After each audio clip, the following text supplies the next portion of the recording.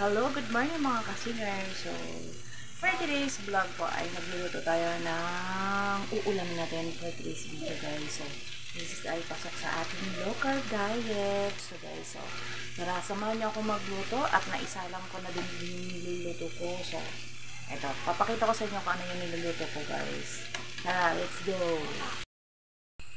Charam, charam, dandan. So, ito. So, ginisa ko na po yan siya sa sibuyas, bawang, luya. Tinimplahan ko na po siya ng asin at paminta. So, ayan guys. So, itong papaya ay nilaga ko na po yan kasama yung ano, tsaka pritong tambakol yung aking sinahog dyan guys.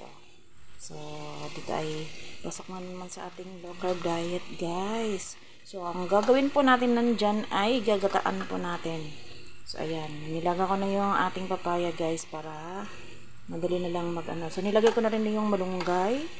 So, libre lang po yung gulay na yan. Galing yan doon sa, opisina ng aking hubby. Kinuha niya. So, ayan. So, ating ilalagay na ang gata para ito yung pinaka-main, So, wait lang guys dahil wala tayong paghahawak ng ng cellphone. So, ilalapag ko muna at papatayin tong camera. Wait lang. So, ayan guys. Hindi ko na po naipakita kung paano ko nilagay yung gata dyan sa aking niluluto. Basta binuhos ko po siya. So, isang pigang gata.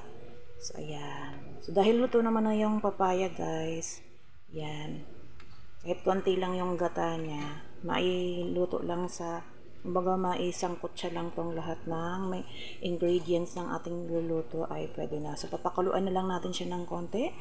At after that, pwede na po natin siyang ihain sa ating hapagkainan guys. So, pasok na naman sa ating low carb diet to guys. So, ayan. So, pagluluto po ng ganitong ulam, kung gusto nyo pong mag-diet, iwasan po natin maglagay ng MSG sa ating nalulutong ulam. So, ayan. So, anyway, ako po ay isang buwan na pong mahigit na naglo-low carb. So, puro gulay, nilagang itlog, sunny side up, o scrambled egg. So, yan lang po yung mga kinakain ko guys. At sa umaga naman ay coffee, black coffee without sugar guys. Ayan. So, and more water. So, mga pagkain na kulay green. So, sa prutas naman guys, kailangan ang kakain mo strawberry. Pwede po strawberry. Pinakamaganda po ay avocado. So, ayan guys. At sa aking paglo-low carb, marami akong pagkain na iniiwasan. Lalong-lalo na po yung rice at lahat ng matatamis at tinapay, mga noodles. So, ayan. Mga processed food guys. So, mas maganda talagang healthy yung ating kinakain. Tulad dito. Bagong pitas na malunggay at bagong pitas na papaya. O, libre pa. So, isda lang po ang ating ginastos dyan guys. So, ayan. Papakuluan lang natin yan ng konti.